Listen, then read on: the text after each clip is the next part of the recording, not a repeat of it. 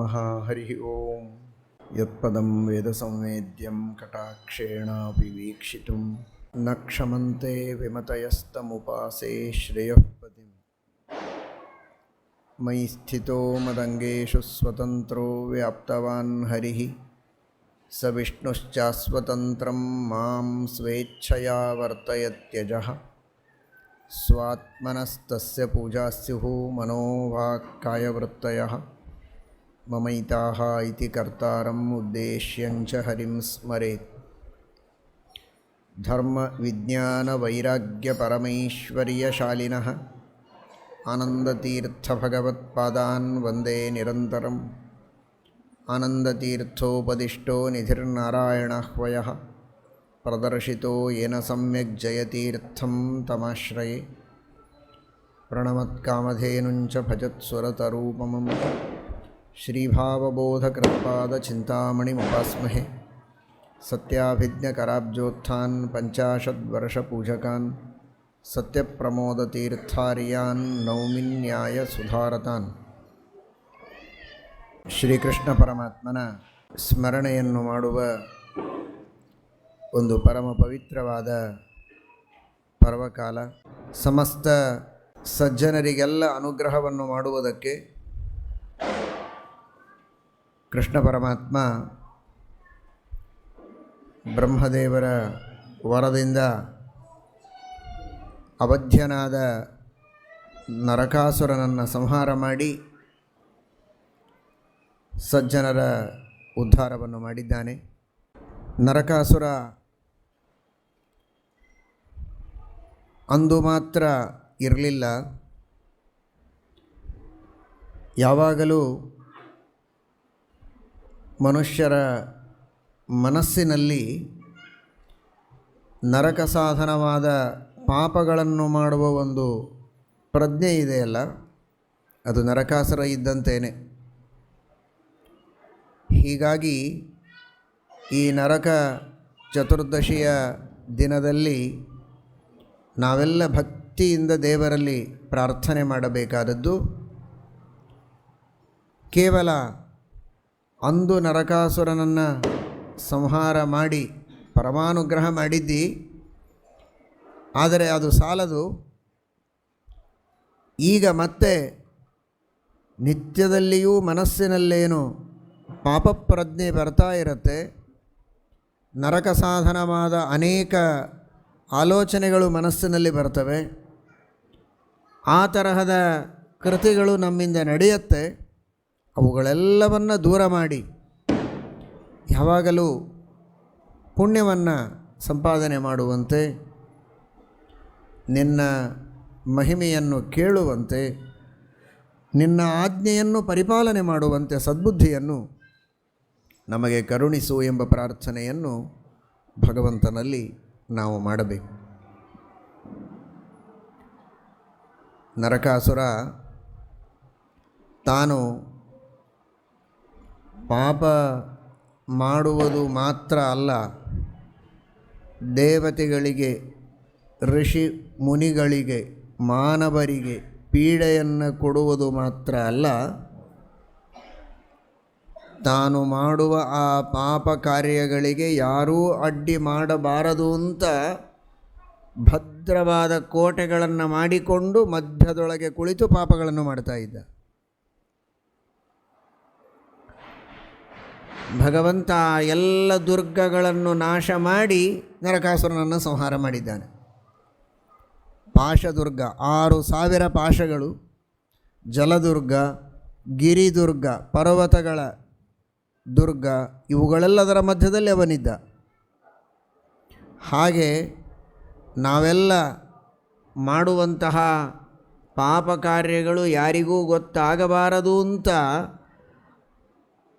ಏಕಾಂತದಲ್ಲಿ ಯಾರಿಗೆ ಗೊತ್ತಿಲ್ಲದಂತೆ ಮನುಷ್ಯ ಪಾಪ ಮಾಡ್ತಾನೆ. ಮಾಡಿದ ಪಾಪಗಳನ್ನು ಸರಿ ಅಂತ ಸಮರ್ಥನೆ ಮಾಡಿಕೊಳ್ಳುವುದಕ್ಕೂ ಪ್ರಯತ್ನ ಮಾಡ್ತಾನೆ. ಅದಕ್ಕೆ ಯಾರೂ ಅಡ್ಡಿಯಾಗಬಾರದು ಅಂತ ಸಾಕಷ್ಟು ವ್ಯವಸ್ಥೆಗಳನ್ನು ಮಾಡಿಕೊಂಡಿರ್ತಾನೆ. ಹೀಗಾಗಿ ಪುಣ್ಯ ಕಾರ್ಯಗಳನ್ನು ಮಾಡುವುದಕ್ಕೆ ಬೇಕಾದಷ್ಟು ವಿಘ್ನಗಳು ಬಂದರೆ ಸಂತೋಷ ಪಡ್ತಾನೆ.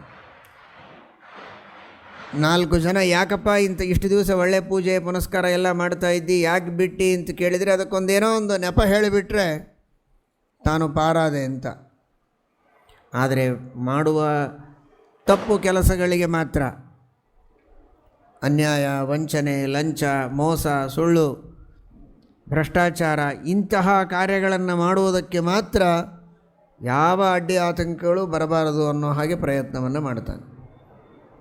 ಹೀಗಾಗಿ ದೇವರು ಏನು ಮಾಡಬೇಕು ಅಂದರೆ, ಆ ನರಕಾಸುರನ ದುರ್ಗಗಳನ್ನು ಮೊದಲು ಭೇದನ ಮಾಡಿ ಆನಂತರ ನರಕಾಸುರನ ಸಂಹಾರ ಮಾಡಿದಂತೆ ನಮ್ಮ ಸುತ್ತಲೂ ಇರುವಂತಹ ಏನೆಲ್ಲ ಮಾಡುವ ತಪ್ಪುಗಳು ಯಾರಿಗೂ ಗೊತ್ತಾಗಬಾರದು ಅನ್ನುವುದಕ್ಕೆ ವ್ಯವಸ್ಥೆಗಳಿವೆ, ಅವುಗಳೆಲ್ಲವನ್ನು ನಾಶ ಮಾಡಿ ಪಾಪಕರ್ಮಗಳನ್ನೂ ಮಾಡದೇ ಇರೋ ಹಾಗೆ ಹಿಂದೆ ಮಾಡಿದ ಪಾಪಕರ್ಮಗಳನ್ನು ಪರಿಹರಿಸಿ ಇನ್ನು ಮುಂದೆ ಪಾಪಕರ್ಮಗಳನ್ನು ಮಾಡದೇ ಇರೋ ಹಾಗೆ ನಮಗೆ ದೇವರು ಅನುಗ್ರಹ ಮಾಡಬೇಕು ಅಂತ ಆ ಭಗವಂತನಲ್ಲಿ ನಾವು ಪ್ರಾರ್ಥನೆಯನ್ನು ಮಾಡಿಕೊಳ್ಳಬೇಕು.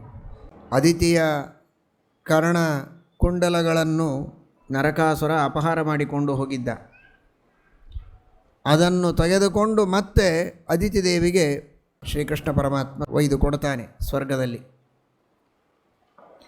ಕರ್ಣ ಕುಂಡಲಗಳು ಅಂದರೆ ಕರ್ಣದ ಭೂಷಣ.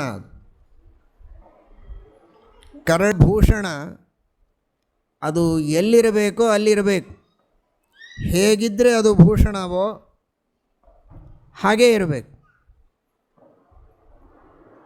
ಆ ಕರ್ಣಭೂಷಣ ದೇವತೆಗಳ ಮಾತೆಯಾದ ಅದಿತಿಯ ಹತ್ತಿರ ಇರಬೇಕಾದದ್ದು ನರಕನ ಹತ್ತಿರ ಬಂದಿತ್ತು. ಅದಕ್ಕೆ ಕೃಷ್ಣ ಅಲ್ಲಿಯವರೆಗೆ ಹೋಗಿ ಆ ನರಕನಿಂದ ಅದನ್ನು ಕಸಿದುಕೊಂಡು ಅದಿತಿಗೆ ಒಪ್ಪಿಸಬೇಕಾಯಿತು. ಹಾಗೆ ಇವತ್ತು ನಮ್ಮ ಕಿವಿಯಿಂದ ಏನು ಕೇಳಬೇಕೋ ಅದನ್ನೇ ಕೇಳಿದರೆ ಅದು ಕರ್ಣಕ್ಕೆ ಭೂಷಣ. ಯಾವುದು ಕೇಳಬಾರದೋ ಅದನ್ನು ಕೇಳಿದರೆ ಅದು ದೂಷಣ. ದೇವರ ಮಹಿಮೆಯನ್ನು ಕೇಳಬೇಕು, ಗುರುಗಳ ಮಹಿಮೆಯನ್ನು ಕೇಳಬೇಕು, ಮಹಾತ್ಮರ ಚರಿತ್ರೆಯನ್ನು ಕೇಳಬೇಕು, ಇನ್ನನೇಕ ಒಳ್ಳೆಯ ಮಾತುಗಳನ್ನು ಪರೋಪಕಾರವನ್ನು ಮಾಡುವುದಕ್ಕೆ, ಸಜ್ಜನರ ಸೇವೆಯನ್ನು ಮಾಡುವುದಕ್ಕೆ, ತಂದೆ ತಾಯಿಗಳ ಸೇವೆ ಮಾಡುವುದಕ್ಕೆ ಸಂಬಂಧಪಟ್ಟ ಮಾತುಗಳನ್ನು ಹೇಳುವುದು ಕೇಳುವುದು ಇದೆಲ್ಲ ಭೂಷಣ. ಇದಕ್ಕೆ ಹೊರತಾಗಿ ಆತ್ಮ ಪ್ರಶಂಸೆಯನ್ನು ಕೇಳುವುದು, ಮಹಾತ್ಮರ ನಿಂದೆಯನ್ನು ಕೇಳುವುದು ಇವುಗಳೆಲ್ಲ ನಮ್ಮ ಕರ್ಣಗಳಿಗೆ ಬಹಳ ದೊಡ್ಡ ರೋಗ ಇದ್ದ ಹಾಗೆ. ಅದು ಭೂಷಣ ಅಲ್ಲ, ಅದು ದೊಡ್ಡ ದೂಷಣ. ಹಾಗಾದರೆ ದೇವರು ಏನು ಮಾಡಬೇಕು ನಮಗೆ ಅಂದರೆ, ನಮ್ಮ ಕರ್ಣಗಳಿಂದ ಕರ್ಣಗಳಿಗೆ ಭೂಷಣವನ್ನು ಅದಿತಿಗೆ ದೇವರು ಹೇಗೆ ಕೊಟ್ಟ ಹಾಗೆ ನಮಗೆಲ್ಲ ಕರ್ಣಭೂಷಣಗಳನ್ನು ದೇವರು ಕೊಡಬೇಕು ಅಂದರೆ ಯಾವುದನ್ನು ಕೇಳಬೇಕೋ ಅದು ಮಾತ್ರ ನಮ್ಮ ಕಿವಿಗೆ ಬೀಳುವಂತೆ ದೇವರು ಅನುಗ್ರಹ ಮಾಡಬೇಕು. ಇದನ್ನು ಕೃಷ್ಣ ಪರಮಾತ್ಮನಲ್ಲಿ ನಾವು ಪ್ರಾರ್ಥಿಸಬೇಕು. ಮಹಾಭಾರತ, ಭಾಗವತ, ರಾಮಾಯಣ, ಸರ್ವಮೂಲ ಗ್ರಂಥಗಳು, ಟೀಕಾಗ್ರಂಥಗಳು, ಟಿಪ್ಪಣಿ ಗ್ರಂಥಗಳು, ದಾಸರು ಮಾಡಿದಂತಹ ಅನೇಕ ಪದಗಳು, ಸುಳಾದಿಗಳು, ಇಂತಹ ಪವಿತ್ರವಾದ ಮಂಗಲವಾದ ಆತ್ಮೋದ್ಧಾರಕ್ಕೆ ಕಾರಣವಾದಂತಹ ಏನೆಲ್ಲ ಸಾಹಿತ್ಯ ಇದೆ ಅದು ನಮ್ಮ ಕಿವಿಗೆ ಬೀಳಬೇಕು. ಅದರ ಅರ್ಥಾನುಸಂಧಾನ ಆಗಬೇಕು. ಅಲ್ಲಿ ಹೇಳಿದಂತೆ ನಮ್ಮ ಜೀವನದಲ್ಲಿ ನಾವು ಅನುಷ್ಠಾನ ಮಾಡಬೇಕು. ನಾನು ಹೇಳೋ ಮಾತು ಕೇಳು ಅಂತಾರೆ. ಕೇಳು ಅನ್ನೋ ಶಬ್ದಕ್ಕೆ ಬರೀ ಕಿವಿಯಿಂದ ಕೇಳಿಸಿಕೊಳ್ಳೋದು ಅಂತ ಅರ್ಥ ಅಲ್ಲ, ಕೇಳಿ ಅದರಂಥ ನಡಿ ಅಂತ ಅರ್ಥ. ಹಾಗೆ ಈ ಎಲ್ಲ ಸಚ್ಚಾಸ್ತ್ರಗಳ ಶ್ರವಣ ನಮ್ಮಿಂದ ಆಗಬೇಕು. ದುಷ್ಟಶಾಸ್ತ್ರಗಳ ಶ್ರವಣ ಆಗಬಾರದು, ಹಾಗೂ ಮಹಾತ್ಮರ ನಿಂದೆಯ ಶ್ರವಣ ಆಗಬಾರದು. ವ್ಯರ್ಥವಾಗಿ ಕಾಲಹರಣವನ್ನು ಮಾಡದೇ ಇರೋ ಹಾಗೆ ಶ್ರೀಕೃಷ್ಣ ಪರಮಾತ್ಮ ನಮಗೆ ಅನುಗ್ರಹವನ್ನು ಮಾಡಲಿ ಎಂಬುದಾಗಿ ಭಗವಂತನಲ್ಲಿ ನಾವು ವಿಶೇಷವಾಗಿ ಪ್ರಾರ್ಥನೆಯನ್ನು ಮಾಡಬೇಕು. ಶ್ರೀಕೃಷ್ಣ ಪರಮಾತ್ಮ ಇಂತಹ ದೊಡ್ಡ ಅನುಗ್ರಹವನ್ನು, ಉಪಕಾರವನ್ನು ನಮಗೆ ಮಾಡಿದ್ದಾನೆ. ನಿತ್ಯದಲ್ಲಿಯೂ ದೇವರಿಗೆ ದೀಪವನ್ನು ಅರ್ಪಣೆ ಮಾಡಬೇಕು.